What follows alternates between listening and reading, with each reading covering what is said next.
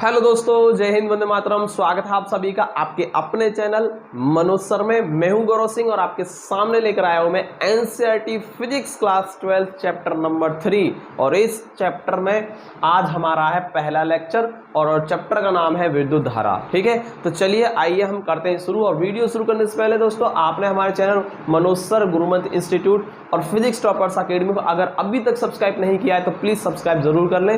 ठीक है, चलिए। और सबसे पहला टॉपिक है हमारा विद्युत धारा, जिसको हम बोल सकते हैं इलेक्ट्रिक करंट। अब देखिए, इलेक्ट्रिक करंट को समझने के लिए सबसे पहले हमको समझना होगा चालक और अचालक के बारे में। चालक क्या होते हैं, अचालक क्या होते हैं, वैसे मैंने आपको इन्फॉर्मेशन पहले दे रखी है, लेकिन थोड़ा सा मैं आपको एक बार और याद दिला दूं।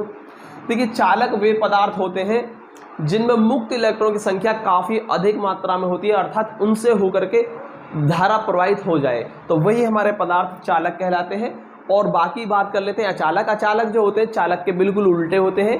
ठीक है, जैसे कि मान लीजिए चालकों, अगर चालकों का एग्जाम्पल की हम बात करें तो चालक के एग्जाम्पल क्या होंगे, विभिन्न प्रकार की धातुएं जैसे कि तांबा, लोहा, पीतल, चांदी, सिल्वर, ठीक है, और सोना, ये सभी प्रकार की धातुएं जो होती हैं हमारी, कुछ कुछ एक दो को छोड़ करके बाकी जितनी भी प्रकार की हमारी धातुएं हैं सभी क्या होती हैं, विद्युत धारा की चालक होती हैं। ठीक है, अचालकों की बात करें, देखिए अचालक क्या हो गए, जिनमें मुक्त इलेक्ट्रॉन संख्या नहीं होती है, अर्थात या होती है तो ना के बराबर होती है। ठीक है, कह सकते हैं हम वे पदार्थ जिनमें मुक्त इलेक्ट्रॉन नहीं पाए जाते हैं, अर्थात काफी कम मात्रा में पाए जाते हैं, जिनसे होकर विद्युत धारा प्रवाहित नहीं होती है, वे पदार्थ अचालक होते हैं। इसका एग्जाम्पल जैसे कि प्लास्टिक हो गया, लकड़ी हो गया, अदरक, अभ्रक अभ्रक, ठीक है, और भी बहुत सारी चीजें, ये सब पदार्थ क्या कहलाते हैं, विद्युत धारा के अचालक कहलाते हैं। तो यहाँ पर हम विद्युत धारा की बात करेंगे तो उसके लिए प्रवाहित होने के लिए हमें एक चालक की जरूरत पड़ेगी। तो यहाँ पर अचालकों की बात ही नहीं करेंगे, हम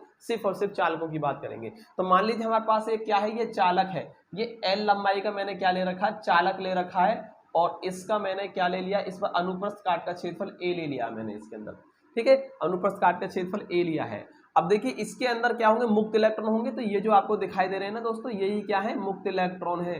ठीक है, तो ये काफी मात्रा में होते हैं, लेकिन मैंने आपको समझाने के लिए कुछ दिखा दिए हैं, शो किए मैंने केवल, वैसे दिखते तो नहीं है, लेकिन मैंने यहाँ पर कोशिश की है समझाने के लिए, आपको दिखाने की। ठीक है, तो दोस्तों ये इलेक्ट्रॉन्स हैं जो मैंने यहाँ दिखाए। अब दोस्तों जैसे हम इस चालक के सिरों पर विभवांतर लगाएंगे, विभवांतर मतलब V वोल्ट की बैटरी अप्लाई कर दीजिए आप, तो ये टर्मिनल पॉजिटिव बन जाएगा और ये टर्मिनल नेगेटिव। अब देखिए प्लस क्या करेगा, इलेक्ट्रॉन पर आकर्षण का बल लगाएगा, और माइनस जो टर्मिनल है इस पर इधर की तरफ को क्या लगाएगा, ये प्रतिकर्षित करेगा, अर्थात सारे के सारे इलेक्ट्रॉन एक दिशा में यानी इस दिशा में गति करना स्टार्ट कर देते हैं। ठीक है, तो इलेक्ट्रॉन इधर गति करना स्टार्ट कर रहे हैं, तो इलेक्ट्रॉन कैसे आएगा, इधर को आएगा। जब इलेक्ट्रॉन इधर आएगा तो विद्युत धारा की दिशा क्या होती है, इलेक्ट्रॉन प्रवाह के विपरीत होती है, अर्थात इसमें जो धारा होगी वो इधर होगी।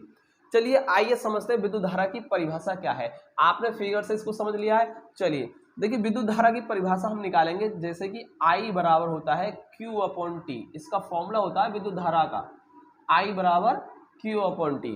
यदि इसमें मैं एक काम कर दूं, यदि T बराबर ले लिया मैंने 1 सेकेंड, तो I बराबर हो गया दोस्तों Q, और Q क्या है, प्रवाहित आवेश है। क्या है, प्रवाहित आवेश की मात्रा है।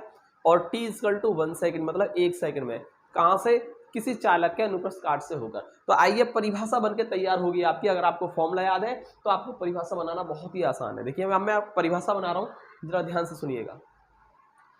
किसी चालक के अनुप्रस्थ काट के परिच्छेद से होकर प्रति सेकंड प्रवाहित आवेश की मात्रा को ही विद्युत धारा कहते हैं, और इसे I से प्रदर्शित करते हैं। दोस्तों इसको हम स्मॉल I और कैपिटल I दोनों से कर सकते हैं, क्योंकि काफी बुकों में आपने देखा होगा स्मॉल I से, और काफी बुकों में आपने देखा होगा कैपिटल I से प्रदर्शित कर देते हैं।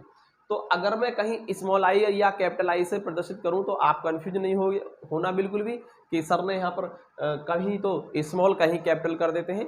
तो इसको दोनों तरीके से रिप्रेजेंट किया जा सकता है, काफी सारी बुकों में आप देख सकते हैं। ठीक है, तो आगे इस चीज को, ठीक है, मैं नहीं बताने वाला हूं। आगे देखिए, ध्यान से देखें, तो यहां पर मैंने विद्युत धारा की परिभाषा बना दी ना। चलिए इसकी परिभाषा हम यहां से भी बना सकते हैं, इस फॉर्मूले से बना सकते हैं। देखिए यदि आपने T को 1 सेकेंड कर दिया तो यहां से आपने एक परिभाषा बनाई, बाकी आप यहां से बना सकते हैं। देखिए कैसे, किसी चालक के अनुप्रस्थ काट के क्षेत्रफल से होकर प्रवाहित आवेश की मात्रा तथा समय के अनुपात को विद्युत धारा कहते हैं। ठीक है, इस तरीके से परिभाषा भी आप बना सकते हैं, या एक और तरीका है जिससे आप परिभाषा को बना सकते हैं। वो क्या तरीका है, देखिए, जब किसी भी भौतिक राशि में समय का भाग हो रहा हो, समय का भाग हो रहा हो, तो वहां एक शब्द आता है दर। दर क्या, दर, मैं बोल देता हूं दर, मतलब रेट, दर यानी कि रेट। ठीक, तो देखिए क्या होगा, किसी चालक के अनुप्रस्थ काट के क्षेत्रफल से होकर प्रवाहित आवेश की दर को ही विद्युत धारा कहते हैं और इसे आई से प्रदर्शित करते हैं। तो दोस्तों यहां आप परिभाषा को किसी भी तरीके से बना सकते हैं। तो मैंने आपको 3 तरीके से परिभाषा बनानी सिखाई है यहाँ पर, तो आई थिंक आपको जो भी परिभाषा अच्छी लगे आप उसको नोट कर लें। ठीक है, तरीका यही रहेगा, और मेरे हिसाब से जो ज्यादातर बुकों में लिखा हुआ है ना, वो सबसे पहले वाला तरीका जो t=1 सेकंड लेते हैं ना, यही लिखा होता है ज्यादातर बुकों में। तो आइए मैं इसको एक बार और बता दूं क्या है, ताकि आप लिख लें, नोट कर लेना आप ध्यान से। देखिए, यदि t=1 सेकंड कर देंगे तो I = Q। t=1 सेकंड का मतलब है प्रति सेकंड, मतलब 1 सेकंड में। ठीक है, और I=Q मतलब विद्युत धारा आवेश के बराबर आ गई, आवेश की मात्रा के बराबर आ गई। ठीक है, और कौन सा आवेश है, जो प्रवाहित होकर आ रहा है इस अनुप्रस्थ काट के क्षेत्रफल से होकर।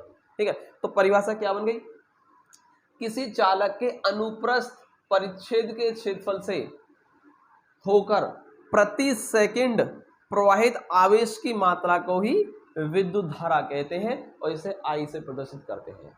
ठीक है, आई थिंक आपको इतना समझ में आया होगा, कोई भी प्रॉब्लम नहीं होगी, बहुत ही इजी तरीके से मैंने आपको परिभाषा बनानी सिखाई है। ठीक है, चलिए अब देखिए बात कर लेते हैं हम इसके मात्रक की। क्या कर लेते हैं, मात्रक की बात। तो मात्रक क्या होगा, देखिए ये है आवेश, आवेश का मात्रक होता है कूलम, और ये है समय, समय का होता है सेकंड, यानी कह सकते हैं मात्रक हो गया कूलाम पर सेकंड, कूलाम पर सेकंड। ठीक है, अच्छा ये जो कूलाम पर सेकंड हो गया ना इसका मात्रक, इसका एक अन्य मात्रक कूलाम पर सेकंड को मैंने ऐसे लिख दिया। ठीक है, इसका एक अन्य मात्रक क्या होता है, एम्पियर भी होता है, या एम्पियर, एम्पियर। ठीक, तो विद्युत धारा का मात्रक इस फॉर्मूले के हिसाब से तो हो गया कूलाम पर सेकंड, और बाकी इसका मात्रक जो होता है वो क्या होता है, एम्पियर होता है, क्योंकि एम्पियर ने ही, एम्पियर एक साइंटिस्ट का नाम है, एम्पियर जी ने ही यहाँ पर हमें बताया था विद्युत धारा के बारे में। ठीक है, तो उनके नाम के आधार पर ही इसका मात्रक एम्पियर रखा गया है। ठीक है, तो इसका मात्रक क्या होगा, कूलाम पर सेकंड या एम्पियर हो गया। ठीक है, तो ये तो हुई बात मात्रक की। अब हम बात कर लेते हैं विमीय सूत्र की। इसका विमीय सूत्र कैसे निकालना है, देखिए विमीय सूत्र निकालने के लिए आपको ज्यादा परेशान होने की जरूरत नहीं है, बहुत ही आसान तरीके से हम विमीय सूत्र निकाल देते हैं। देखिए क्या होगा, ऊपर आवेश का विमीय सूत्र लिखो और नीचे समय का लिखो। आवेश का हमने आपको बता रखा है AT होता है, और समय का हो गया T, तो T से T कैंसिल हो जाएगा, तो बचेगा आपका ओनली A। ठीक है, या आप इसको देखिए फॉर्मूले से मैंने आपको निकालना सिखाया है। ठीक है, या आप इसको बिल्कुल इजी तरीके से कैसे याद रख लेंगे, देखिए विद्युत धारा का मात्रक क्या होता है, एम्पियर, और एम्पियर से बना है A फॉर एम्पियर। ठीक है, तो विद्युत धारा का मात्रक सीधा A याद रखें, A फॉर एम्पियर। और जहां आपने 11th क्लास में मूल राशियां, व्युत्पन्न राशियां पढ़ी होंगी, मूल राशियां, तो मूल राशियों में विद्युत धारा का मात्रक एम्पियर बताया गया है, जो कि क्या है, मूल राशि है एक। ठीक है, तो विद्युत धारा एक मूल राशि, तो इसका क्या होता है, सीधा A होता है। ठीक है, तो A लिख देंगे आप इसका विमीय सूत्र। ठीक, तो आई थिंक आपको इतना समझ में आया होगा विद्युत धारा क्या है। चलिए विद्युत धारा में अगर आपने समझ लिया है इतना, तो बात कर लेते हैं हम इसके आगे कि विद्युत धारा की दिशा क्या होती है। देखिए विद्युत धारा की दिशा, वैसे अगर मैं आपको याद दिला दूं, आपने 10th क्लास में पढ़ा होगा कि विद्युत धारा जो होती है वो क्या होती है, एक अदिश राशि है। क्या है, अदिश, अदिश राशि है। लेकिन फिर भी हम इसकी क्या पढ़ते हैं, दिशा पढ़ते हैं कि क्या दिशा है, धारा की दिशा क्या है। ठीक है, तो वैसे अगर कोई अगर आपसे पूछे तो क्या है, विद्युत धारा एक अदिश राशि होती है, ना कि सदिश। दिशा है, दिशा की बात करते हैं हम। ठीक है, परंतु फिर भी क्या है, ये अदिश राशि है। क्यों अदिश राशि है, क्योंकि ये अदिश नियमों का पालन करती है, इस वजह से ये क्या है, अदिश राशि। अदिश राशि का मतलब हो गया, जैसे कि देखिए यहाँ पर देखिए, मान लीजिए एक वायर ये है, एक वायर ये है, यहाँ से 3 एम्पियर करंट आ रही है और यहाँ से जा रही है 2 एम्पियर करंट। ठीक है, और यहाँ से एक और वायर निकल रहा है इस पॉइंट से, तो यहाँ पर जो करंट होगी ना दोस्तों, यहाँ पर जो आप इस वायर में करंट देखोगे वो 3 + 2 = 5 एम्पियर के बराबर होगी। और 3 + 2 बराबर 5 जो हो गया, ये क्या है, ये आपका सदिश योग है या अदिश योग है? तो ये कैसा है दोस्तों? अदिश योग है। क्या है? अदिश योग है, यानी कि अदिश तरीके से हमने इसको योग किया है इसका, ठीक है। सदिश की तरह नहीं जोड़ा है, दो सदिशों को जोड़ने का तरीका अलग होता है, और ये क्या है? अदिश योग है, ठीक है। तो कहने का मतलब ये क्या हुआ कि विद्युत धारा हमेशा क्या करती है? अदिश योग का, या कह सकते हैं अदिश नियमों का पालन करती है, इसीलिए इसको अदिश राशि कहा गया है। अगर ये सदिश नियमों का पालन करती, ठीक है, तो ये सदिश राशि होती है। तो इसलिए ये क्या है? अदिश राशि है, इतना आप ध्यान रखें। फिर भी आवेश के प्रवाह होने के दिशा के साथ साथ, यानी जब विद्युत धारा क्या है? आवेश के प्रवाह की दर, ठीक है। आवेश प्रवाहित होगा तो आवेश के प्रवाह के दिशा के आधार पर, आवेश के प्रवाह की दिशा के आधार पर हमने इसकी दिशा को निर्धारित किया है कि विद्युत धारा की दिशा क्या होती है। तो जैसे कि मैंने यहाँ पर दिखाया, देखिए यहाँ पर आवेश यानी कि कह सकते हैं ऋणावेश। कौन सा आवेश? ऋणावेश। यानी ऋणावेश जिधर को प्रवाहित होगा उसके अपोजिट होती है, उसके उल्टा होती है, ठीक है, विद्युत धारा की दिशा। जैसे कि देखिए यहाँ से इलेक्ट्रॉन इधर को आ रहे हैं, प्लस ने माइनस को अट्रैक्ट किया, इलेक्ट्रॉन को अट्रैक्ट किया, और यहाँ से इलेक्ट्रॉन ऐसे प्रवाहित होंगे इस परिपथ में, ऐसे यहाँ से निकलेंगे और इधर को जाएंगे, ठीक। तो इलेक्ट्रॉन नीचे को आ रहे हैं ना, तो विद्युत धारा क्या होगी? ऊपर होगी। तो कहने का मतलब क्या हुआ? विद्युत धारा की दिशा हमेशा इलेक्ट्रॉनों के प्रवाह की दिशा के विपरीत दिशा में होती है, ठीक। चलिए, इसको हम ऐसे भी समझ सकते हैं। देखिए, अगर मान लीजिए हमने यहां पर क्या लिया? पॉजिटिव टर्मिनल लिया है। पॉजिटिव टर्मिनल की दिशा में, पॉजिटिव टर्मिनल से विद्युत धारा निकलती है, ठीक है। पॉजिटिव टर्मिनल से विद्युत धारा निकलती है, ऐसे भी याद रख सकते हैं, जहां से प्लस होगा वहीं से धारा की दिशा निकलेगी, ठीक है। विद्युत धारा की दिशा उधर की तरफ ही होगी, ठीक है। तो आप दोनों तरह से याद कर सकते हैं, इलेक्ट्रॉन के प्रवाह की विपरीत दिशा में या पॉजिटिव टर्मिनल से निकलती हुई। तो इस तरीके से विद्युत धारा की दिशा को हम याद रख सकते हैं कि क्या होती है। चलिए, इसके बाद विद्युत धारा की अगर हमने बात कर ली है, तो इसके बाद अब हम बात कर लेते हैं 1 एम्पियर की परिभाषा की। तो 1 एम्पियर की परिभाषा यहां से कैसे निकालेंगे, जरा ध्यान से देखिए।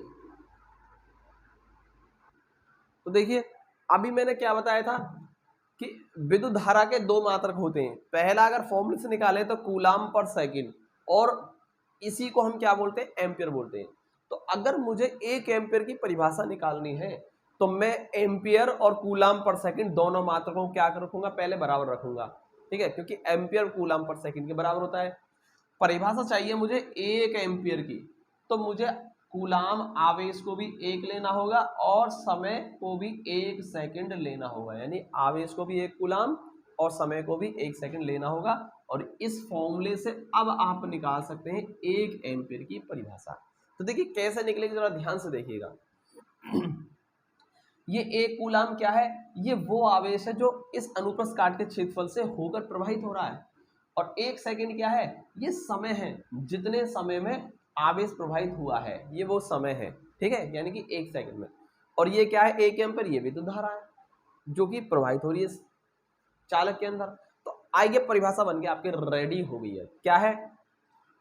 यदि किसी चालक के अनुप्रस्थ काट के क्षेत्रफल से 1 सेकंड में 1 कूलाम आवेश प्रवाहित होता है तो चालक में प्रवाहित धारा 1 एम्पियर कहलाती है। बहुत ही सिंपल सी एक डेफिनेशन बन गई 1 एम्पियर की। आप चाहे तो इसको नोट कर लें, मैं दोबारा नहीं बता रहा हूं, आप वीडियो को पीछे करके देखिए, ठीक है, और इसको नोट कर लीजिए। बहुत ही सिंपल डेफिनेशन है, आप यहां से निकाल सकते हैं बहुत ही इजी तरीके से, ठीक है। तो आई थिंक आपको इतना समझ में आया होगा, कोई प्रॉब्लम नहीं होगी। इसके बाद जो अगला हमारा पॉइंट आता है दोस्तों, वो है टॉपिक, वो है धारा घनत्व। धारा घनत्व, और काफी मतलब इंपॉर्टेंट भी है। इसको बोलते हैं करंट डेंसिटी। क्या बोलते हैं इसको? Current density. तो चलिए अब बात कर लेते हैं करंट डेंसिटी क्या है, धारा घनत्व। देखिए धारा घनत्व को पहले तो हम किससे रिप्रेजेंट करते हैं, जे से करते हैं। तो जे बराबर आई अपॉन ए इसका क्या होता है, फॉर्मूला होता है। ठीक है, फॉर्मूले देखिए जितनी भी डेफिनेशन मैं आपको बताऊंगा सारी सारी फॉर्मूले से याद कराऊंगा मैं, क्योंकि हमें याद नहीं करनी, हमें समझनी है। अगर आप याद करेंगे तो बहुत सारी परिभाषाओं को आप भूल जाएंगे। ठीक है, तो डेफिनेशन जितनी भी होंगी मैं कोशिश करूंगा कि आपको फॉर्मूला से समझा दूं, और आप मेरी तरीके से आप बार बार बोल करके प्रैक्टिस किया करें। ठीक है, तो आपको याद करने की जरूरत नहीं होगी, फिर सारी परिभाषाएं हम फॉर्मूले से निकालेंगे, एक भी परिभाषा हम याद नहीं करने वाले। ठीक है, तो आइए मेरे साथ चलिए, धारा घनत्व को जे से प्रदर्शित करते हैं, इसका फॉर्मूला होता है आई अपॉन ए। अब ए क्या है, ए अनुप्रस्थ काट का क्षेत्रफल है।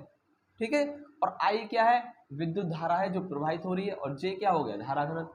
तो इसका मतलब क्या हो गया, परिभाषा बनाने का तरीका क्या है, देखिए अब आप क्या करेंगे, यदि आप एक काम कर लेंगे इसमें परिभाषा बनाने के लिए, यदि ए बराबर ले लिया आपने 1 मीटर स्क्वायर, यानी क्षेत्रफल क्या ले लिया उसका, एकांक, अनुप्रस्थ काट का क्षेत्रफल क्या ले लिया, चालक का एकांक ले लिया।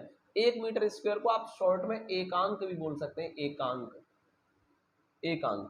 ठीक है, तो जरूरी नहीं है 1 मीटर स्क्वायर बोले, आप एकांक बोलकर भी परिभाषा ठीक है बोल सकते हैं। देखिए जैसे मैंने क्षेत्रफल को एकांक लिया तो जे बराबर कितना हो जाएगा, ये 1 हो गया, तो जे बराबर आई हो गया। मतलब विद्युत धारा घनत्व, यानी धारा घनत्व किसके बराबर हो गया, विद्युत धारा के बराबर है। लेकिन कब है, जब प्रति एकांक क्षेत्रफल हो। इसको देखिए, आइए परिभाषा कैसे बनाएंगे, किसी चालक के प्रति एकांक अनुप्रस्थ काट के क्षेत्रफल से प्रवाहित विद्युत धारा को ही उस बिंदु पर धारा घनत्व कहते हैं, और इसको जे से प्रदर्शित करते हैं। ठीक है, आई थिंक आपको समझ में आया होगा, कोई भी दिक्कत नहीं है। एक बार और बता रहा हूं मैं, आप ध्यान से सुन लीजिएगा। क्या है, किसी चालक के प्रति एकांक अनुप्रस्थ काट के क्षेत्रफल से होकर प्रवाहित विद्युत धारा ही धारा घनत्व कहलाती है, और इसको जे से प्रदर्शित करते हैं। चलिए अब हम बात कर लेते हैं इसके मात्रक की। तो मात्रक क्या होगा धारा घनत्व का, बड़ा ही सिंपल तरीके से हम मात्रक निकाल सकते हैं, आई अपॉन ए। ठीक है, क्या है, आई अपॉन ए। आई क्या है, विद्युत धारा, इसका मात्रक होता है एम्पियर, एम्पियर। और ये क्या है, क्षेत्रफल, इसका होगा मीटर स्क्वायर, मीटर स्क्वायर। तो क्या हो गया इसका मात्रक, एम्पियर पर मीटर स्क्वायर। तो इस तरीके से हम एम्पियर पर मीटर स्क्वायर इसका मात्रक भी निकाल सकते हैं। चलिए मात्रक की अगर बात हो गई है तो फिर हम बात कर लेते हैं इसके विमीय सूत्र की। तो विमीय सूत्र कैसे निकलेगा इसका, देखिए विमीय सूत्र क्या होगा, विमीय सूत्र देखिए, विद्युत धारा का विमीय सूत्र लिखेंगे, ऊपर आई का विमीय सूत्र। विद्युत धारा क्या होता है, एम्पियर होता है। ठीक है, ए, और ए क्या है यहाँ पर, क्षेत्रफल है, तो क्षेत्रफल का क्या होगा, L2 होता है। तो इस तरीके से हम निकाल सकते हैं AL-2 हो जाएगा, AL-2 इसका क्या हो गया, विमीय सूत्र हो गया, जो कि बहुत ही आसान तरीके से निकल चुका है। ठीक है, अब बात कर लेते हैं धारा घनत्व जो है वो सदिश है या अदिश है। तो दोस्तों धारा, विद्युत धारा एक अदिश राशि है, परंतु विद्युत धारा घनत्व एक सदिश राशि होती है। क्या है, विद्युत धारा घनत्व जो है वो क्या है, सदिश राशि है। ठीक है, तो आप इस चीज को भी याद रखेंगे, धारा, विद्युत धारा अदिश और धारा घनत्व सदिश राशि है। दोस्तों अगला इंपॉर्टेंट टॉपिक है हमारे सामने, स्क्रीन पर आप देख पा रहे हैं, अनुगमन वेग। इसको हम अपवाह वेग भी कह देते हैं। क्या है, अनुगमन वेग या अपवाह वेग कह देते हैं, और इसको ड्रिफ्ट वेलोसिटी कहते हैं। ठीक है, ड्रिफ्ट वेलोसिटी भी कह देते हैं। तो ड्रिफ्ट वेलोसिटी को समझने के लिए आइए हम समझते हैं यहाँ पर फिगर से क्या है, अनुगमन वेग को समझना है हमें। ठीक है, तो देखिए समझते हैं, और अनुगमन वेग को जब समझेंगे तो इसमें दो चीजें और आएंगी, एक तो है माध्यम मुक्त पथ यानी मीन फ्री पाथ, और दूसरा होता है शांतिकाल यानी कि रिलैक्सेशन टाइम। तो आपको ये दो टर्म भी आपको मैं इसी के अंदर समझाने वाला हूँ। अनुगमन वेग को समझाएंगे तो ये दो चीजें भी आपको समझनी पड़ेंगी। ठीक है, और इनका आगे यूज भी होगा। ठीक है, चलिए देखिए सबसे पहले हम देखते हैं, मान लीजिए हमारे पास क्या है, ये चालक है। क्या है, ये चालक है। समझते हैं हम इन तीनों चीजों को। चालक है हमारे पास, और जब चालक होगा तो सीधी सी बात है उसके अंदर क्या होंगे, मुक्त इलेक्ट्रॉन होंगे। तो ये मैंने जो डॉटेड डॉटेड जो दिखाए ये ब्लैक ब्लैक, ये क्या दिखाए मैंने, मुक्त इलेक्ट्रॉन को यहाँ पर दिखाने की कोशिश की है, ठीक है। तो ये क्या है, एक मुक्त इलेक्ट्रॉन है। अब दोस्तों जब ये मुक्त इलेक्ट्रॉन, तो इनके अंदर क्या होंगे, इनके अंदर धनायंस होंगे, क्या होंगे, धनायंस होंगे कुछ। तो इनके मध्य दोस्तों धनायंस भी होते हैं, ध्यान रखना क्या होते हैं, धनायंस भी होते हैं। चलिए, क्योंकि जो हमारा जो चालक होता है वो कैसा होता है, विद्युत उदासीन होता है, तो मुक्त इलेक्ट्रॉन भी है तो उसके साथ साथ यहाँ पर धनायंस भी होते हैं, ठीक है। चलिए, अब आप ये देखेंगे कि अगर हमने इसमें कोई बैटरी अप्लाई नहीं कर रखी है, मतलब कोई भी विभवांतर नहीं लगाया है अभी हमने, तो दोस्तों आपको ये लगता होगा कि इलेक्ट्रॉन्स ऐसे ही रेस्ट में होते हैं। नहीं दोस्तों, इलेक्ट्रॉन कभी भी चालक के अंदर रेस्ट में नहीं होते हैं, यानी कि विराम अवस्था में नहीं होते। ये जो इलेक्ट्रॉन्स होते हैं दोस्तों, ये क्या होते हैं, इसके अंदर इधर उधर जिगजैग मोशन कर रहे होते हैं। ये कभी इधर कभी इधर कभी इधर, इस तरीके से इधर उधर घूमते रहते हैं सारे, ठीक है, जिगजैग मोशन करते रहते हैं, ठीक है। कोई इलेक्ट्रॉन किधर, कोई किधर, कोई किधर, कोई किधर, इस तरीके से चलते रहते हैं, घूमते रहते हैं।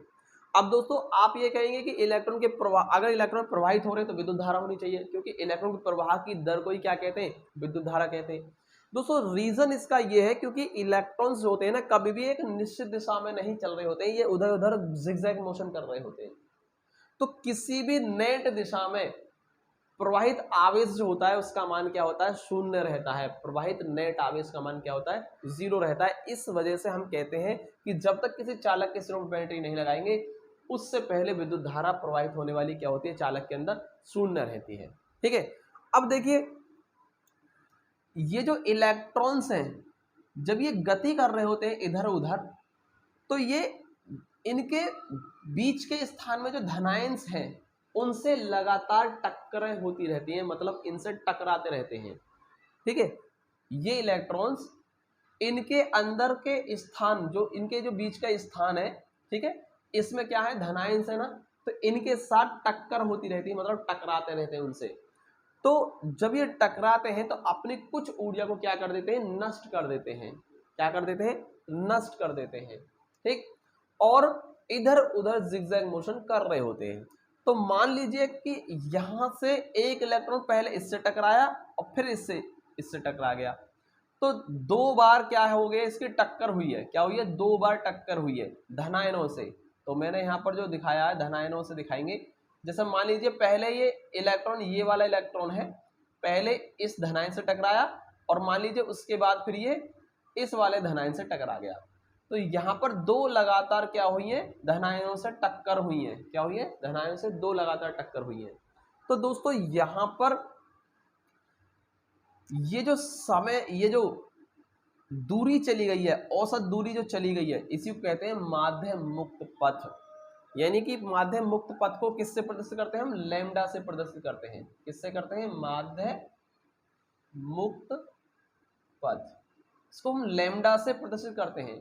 तो क्या है माध्य मुक्त पथ, जब किसी चालक के अंदर मुक्त इलेक्ट्रॉन्स धनायनों से टकराते हैं तो 2 लगातार टक्करों के बीच चली गई औसत दूरी को ही माध्य मुक्त पथ कहते हैं और इसको लैम्डा से प्रदर्शित करते हैं, ठीक है दोस्तों। और इसका जो मान होता है ना, वो लगभग 10⁻⁻⁹ मीटर की कोटि का होता है। इसे भी आप याद रखेंगे, इसका मान लगभग 10⁻⁹ मीटर की कोटि का होता है, ठीक है।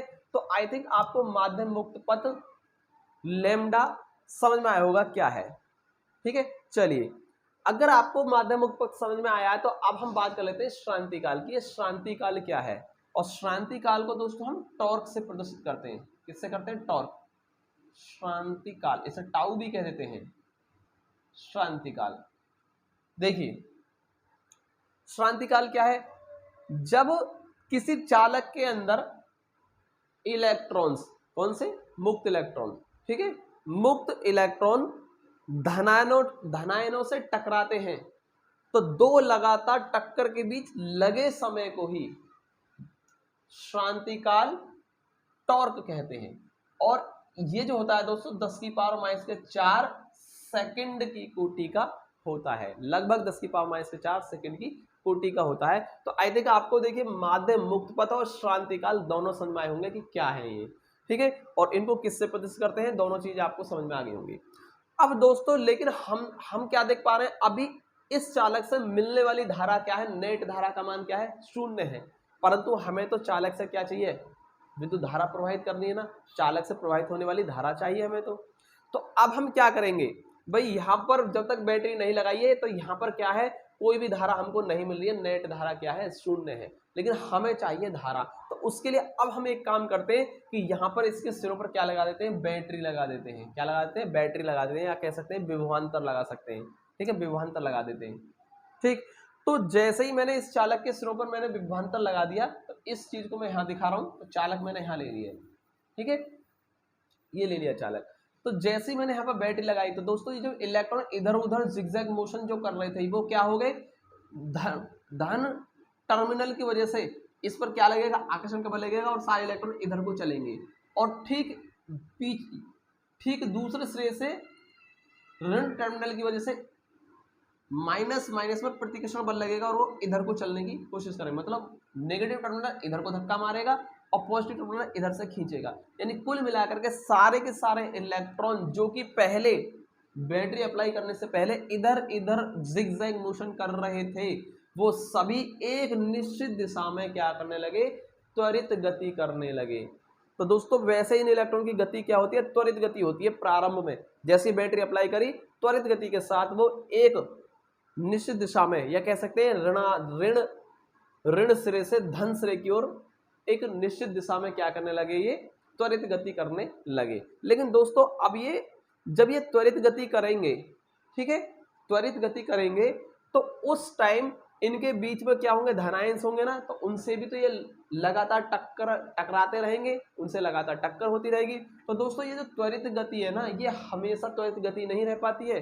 एक समय बाद जब ये इलेक्ट्रॉन्स धनायंश से टकराएंगे तो अपनी ऊर्जा को नष्ट कर देंगे। तो जो त्वरित ऊर्जा जो मिल रही है, त्वरित गति जो मिल रही है ना, वो क्या हो जाती है, ऊर्जा जो मिली इनको बैटरी से, वो क्या हो गई, धनायंश से टकराने में खर्च हो गई। तो कुल मिलाकर के अब इनकी गति त्वरित नहीं रहती है, कुछ समय बाद ये एक नियत निश्चित वेग को प्राप्त कर लेते हैं और उसके साथ चलना स्टार्ट कर देते हैं ऋण सिरे से धन सिरे की ओर, ठीक है। प्रारंभ में त्वरित गति मिली, लेकिन धनायंश से टकराकर इन्होंने अपनी ऊर्जा नष्ट कर दी। तो आखिरकार कहने का मतलब ये हुआ कि कुछ समय बाद इन इलेक्ट्रॉनों की जो गति होती है वो कैसी हो जाती है, एक निश्चित गति हो जाती है, नियत, ठीक है, एक नियत औसत वेग को प्राप्त कर लेते हैं, जिसके साथ ये गति करना स्टार्ट करते हैं, और ये गति करना स्टार्ट कर देते हैं और ऋण सिरे से धन सिरे की तरफ चलने स्टार्ट कर देते हैं। और अब इसके प्रति एकांक अनुप्रस्थ काट के क्षेत्रफल से होकर जितना आवेश प्रवाहित हो जाएगा, ठीक है, वही होता है विद्युत धारा। तो इस तरीके से चालकों में विद्युत धारा प्रवाहित होती है, जो कि मैंने आपको शुरू में विद्युत धारा समझाई थी, तो मैंने ऐसे समझा दिया था। लेकिन अनुगमन वेग में इसकी प्रॉपर तरीके से बताया जाता है कि विद्युत धारा किस प्रकार प्रवाहित होती है। तो आई थिंक आपको इतना समझ में आया होगा, ठीक है। अभी मैंने क्या बताया था कि एक नियत निश्चित वेग से गति करना स्टार्ट कर देते हैं। तो दोस्तों वो जो नियत निश्चित वेग है ना, उसी को कहते हैं हम अनुगमन वेग।